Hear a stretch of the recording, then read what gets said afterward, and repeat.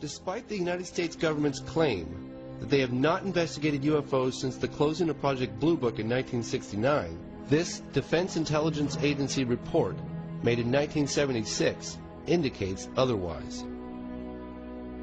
It was obtained through the Freedom of Information Act. So you think the reason why they're not telling us is because they can't trust everyone? They can't trust, and the second one, maybe, as I said, they don't want the people to be panic. Now, we don't take sides on 360. We like to present you with facts and information from different angles and let you make up your own minds about things. That's particularly true with mysteries. And for many Americans, there's no mystery greater than UFOs. James Fox helped organize today's UFO-related event in Washington. He joins me now, along with astronomer, former Air Force pilot and skeptic, James McGahey. Thanks for being with us, both of you. Why should, what this panel is calling for essentially is some sort of government investigation of it. Why shouldn't there be further investigation? Well, there have been investigations, and it was... Well, hang on a second. Let me just state this clearly. One of the things you keep interrupting me, sir, please.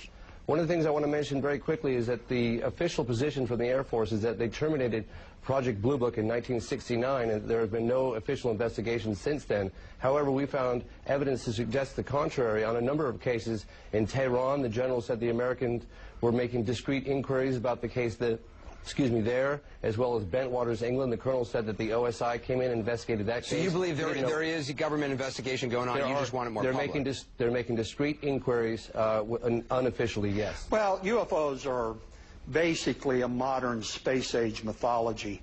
It's a conspiracy wrapped in superstition and myth. Where does this superstition and myth come from?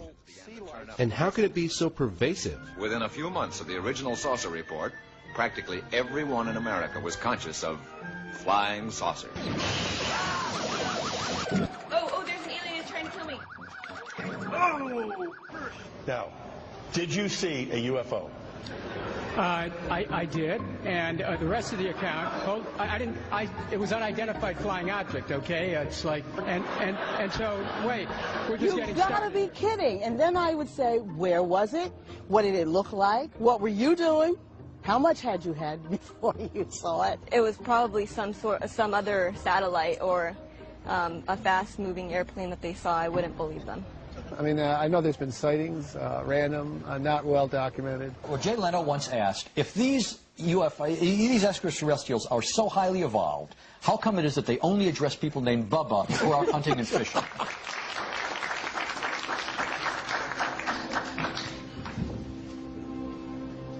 Ladies and gentlemen, good morning. My name is Wilfried de Brouwer. I'm a retired Major General of the Belgian Air Force, and I was Chief Operations in the Air Staff at the time that an exceptional UFO wave took place over Belgium. The nature of this sighting was such that people identify a large triangular platform with very intensive spotlights and also hovering, being static at a certain moment, being able to fly at very low speeds and then accelerating to very high speeds in seconds. In addition, these objects didn't make any noise. It was only a humming noise.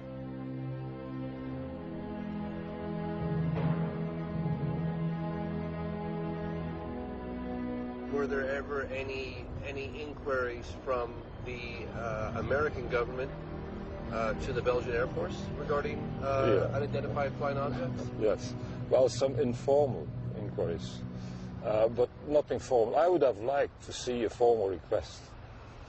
But some people came to my office and asked about this phenomenon and also what we thought about it. And asked to have a copy of a video which was taken by one of the aircraft which tried to intercept one of these objects.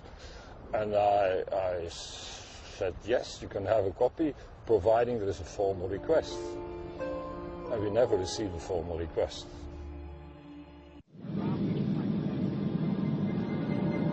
0954, Roger. I do have a primary contact now. Good morning, everybody. Thank you for coming this morning. My name is Ray Bowyer, and I fly a civilian airliner as captain. I've been invited here due to my sighting last April of multiple, as yet unidentified objects over the Channel Islands region of the English Channel. Thanks for joining us. Pilots and aircraft passengers have confirmed sightings of a large unidentified flying object off the coast of Guernsey. The mysterious shapes were spotted earlier in the week and are described as a long, motionless object that measured up to a mile wide. Hello, 544, zone pass message. Do you have any traffic, can't really say how far, but by 12 o'clock level? Roger, I've got a very bright object, well, it wouldn't say how far, extremely bright, yellow-orange object, straight ahead, very flat platform. We're looking at it through binoculars as we speak. Hello, 544, Roger. I do have a primary contact now, very faint primary contact, just to the left, probably your 11 o'clock this time, in a range of about 4 trap miles. Roger.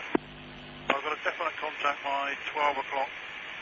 Very bright yellow object looking, well, like a cigar. Jersey Blend 832, the zone asked us to look if we could see an object which is being seen by A-line at the moment. We've got something about 8 o'clock resembling the description. Roger, 832, Roger, what range would you estimate that target? Around about the similar range to Albany from us now. Well, looking through binoculars as I am now, there's a second one just appeared behind the first one from where I am. Roger, 544, just confirming that all the passengers can see this aircraft. I've got the island visual, it's dead ahead, can't say how far, probably 5 miles, but it's staying the same size. Looks to be off the northwest coast of Albany. A-line 544, Roger, would you like to send? Please, I better go down, I think. 544, Roger, descend to altitude 2,000 feet at QNHS 1021. 2,000 feet 1021, it's very plain to see from where I am now, without any binoculars. Were you scared? I wasn't too happy, put it that way. I was quite glad to get on the ground and have a cup of tea. We flew to Guernsey, an island off the northwest coast of France, to get some first-hand testimony where the sighting took place.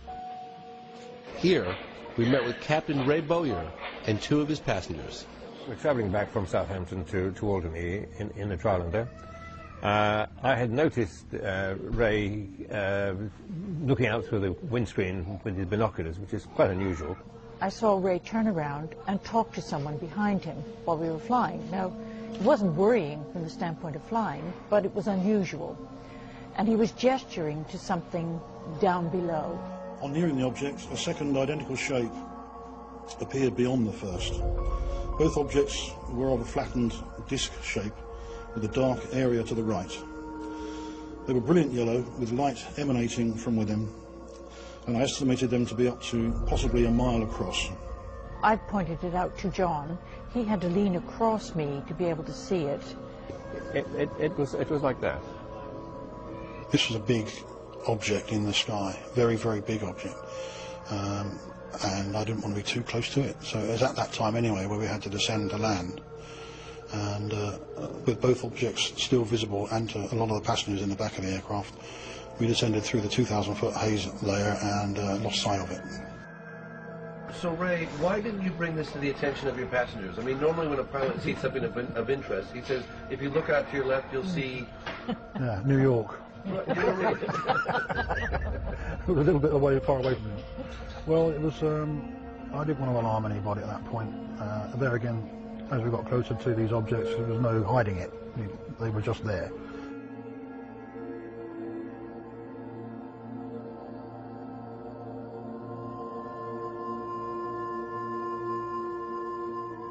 Take a note of some of the differences between the British and the US reporting system. It appears that attitudes on opposite sides of the Atlantic are very different when it comes to the required reporting and recording of this type of event. I would have been shocked if I was told that the CAA in UK would obstruct an investigation, or if the CAA told me that what I had seen was something entirely different. But it seems that pilots in America are used to this sort of thing here.